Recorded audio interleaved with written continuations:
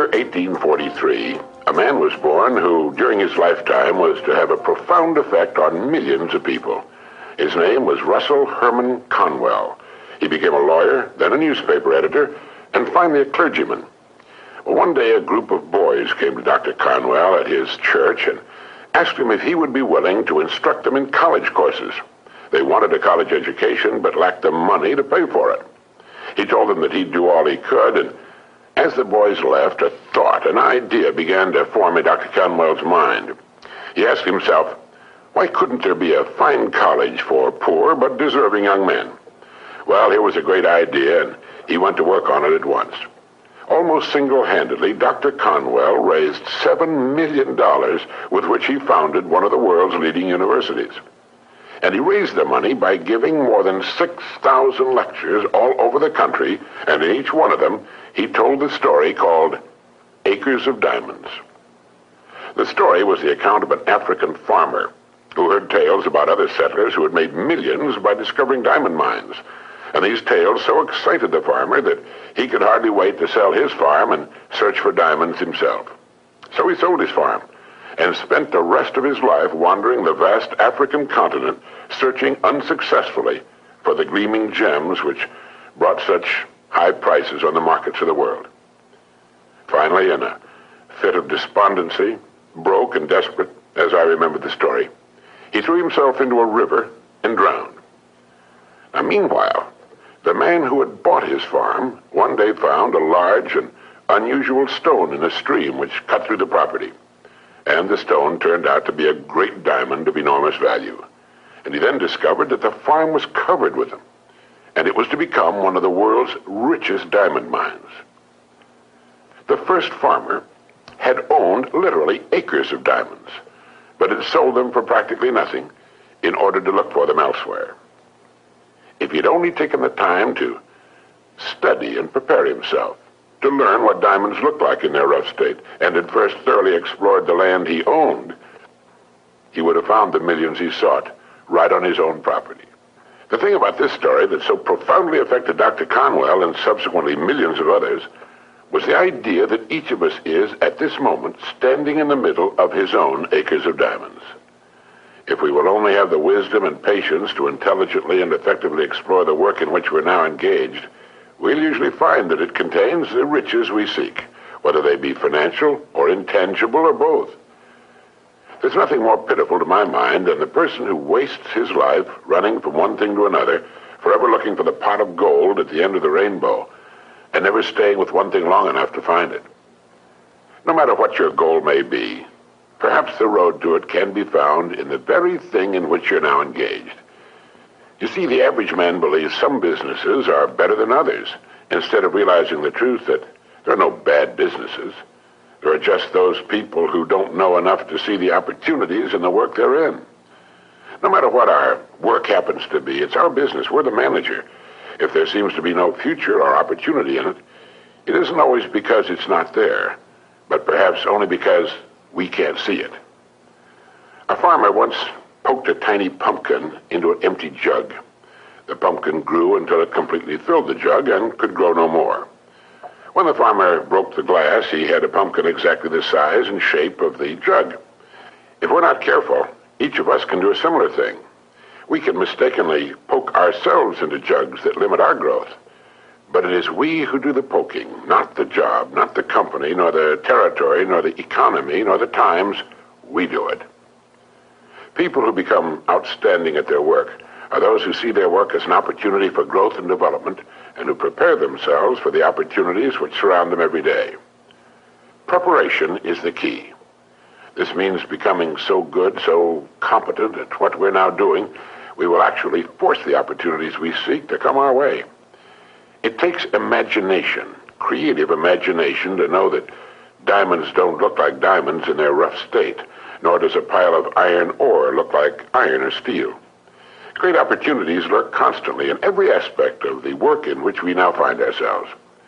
In order to begin prospecting your acres of diamonds, start to develop a faculty called intelligent objectivity, the ability to stand off and look at your job as a stranger might, a stranger who considers your pasture greener than his own. To do this, start at the beginning. Within the framework of what industry or profession does your job fall? Do you know all you can know about your industry? How did it begin? Why did it begin? Who started it and when? What's your industry's annual dollar volume? How fast has it grown during the past 20 years? What's its projected growth during the next 10 years? In short, start now to become a student of your industry. You'll be amazed at the results. In 5 years or less, you can become a national expert in your field. And it's the experts who write their own tickets in life. Surveys indicate that the great majority of people seem to look at their jobs as being as far as they can go, as the end of the line. They need to realize how really desperately an expanding and dynamic industry needs and seeks the uncommon person who is prepared to share in its growth, how richly it will reward this person of vision and action. On the other hand, those who are not preparing and growing are not just standing still. In relation to their industry, they're going backwards. So ask yourself, do I know as much about my job and my industry as a good doctor or lawyer knows about his job, his profession? You should, you know. This is the attitude of the person who wants to become a professional at what he does for a living. It's far more fun, many times more rewarding and interesting, and the real pro can ride out occasional storms in the economic seas in a safe boat built of research and preparation. In order to become a professional in a world of amateurs, we need to study 3 important subjects. 1, our company and the industry in which it operates. 2, our job and perhaps the next step upward in our career. And 3, we need to study people, since successfully serving and getting along with people will determine our success or failure. These are 3 subjects on which you can gradually build a fine home library. Your bookstore clerk will help you find the right books if you will tell him what you want to know. Frequently, all you need in order to make an enormous improvement is simply a reminder of things you've known but have forgotten. Perhaps this study and research in your job, your industry, and ways of increasing your service to others sounds like a big job. Well, it is. But it's fascinating, and in the long run, it pays tremendous dividends, builds complete security, and it can be accomplished in an hour a day devoted to reading and making permanent notes. Think of ways and means by which you can increase your contribution to your company, your industry, and those whom you serve. You'll begin to notice a wonderful change in your world, for as ye sow, so shall ye reap. This applies just as much to the family as it does to the breadwinner. The minute you adopt this attitude, you've joined the top 5% of the people of the world. You've virtually removed all competition. You're creating rather than competing. You're affecting life rather than just being affected by it.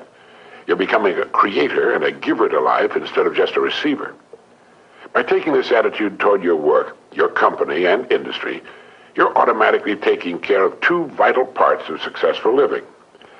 First, you'll find yourself becoming more interested and enthusiastic about your work and its future, and both interest and enthusiasm are contagious. And second, you're building financial security which will last a lifetime. So keep this thought in mind as often as you can on and off the job. Somewhere in your present work, there lurks an opportunity which will bring you everything you could possibly want for yourself and your family. It will not be labeled opportunity. It will be hidden in common, everyday garments, just as was the hairpin with which a man fashioned the first paper clip, or the dirty drinking glass which triggered the paper cup industry. Now, in closing, here are 12 points to remember. 1, if we'll develop the wisdom and patience to intelligently and effectively explore the work in which we're now engaged, we will very likely find it contains the riches, tangible and intangible, we seek. 2, before we go running off into what we think are greener pastures, let's realize our own pasture is probably unlimited. 3, there are no bad jobs. It's the way in which we go about our work that makes it good or bad. 4, let's not poke ourselves into jugs beyond which we cannot grow. Let's avoid self-limitation. 5, only preparation can ensure our taking advantage of the opportunities which will present themselves in the future, opportunities which are around us now. Let's begin to prepare now. 6, put your imagination to work on the many ways and means of improving what you're now doing. 7, learn all you can about your job, your company, and your industry. 8, since there's no limit to the growth of your industry, it must follow there's similarly no limit to your growth potential within that industry. 9, our dynamic and growing economy needs and will well reward the uncommon person who prepares for a place in its growth. 10. Begin to build your library of reference material pertaining to your company, industry, job, and on how to better serve and get along with people. 11. Set aside an hour a day for this study and research. 12. Remember the story of the acres of diamonds.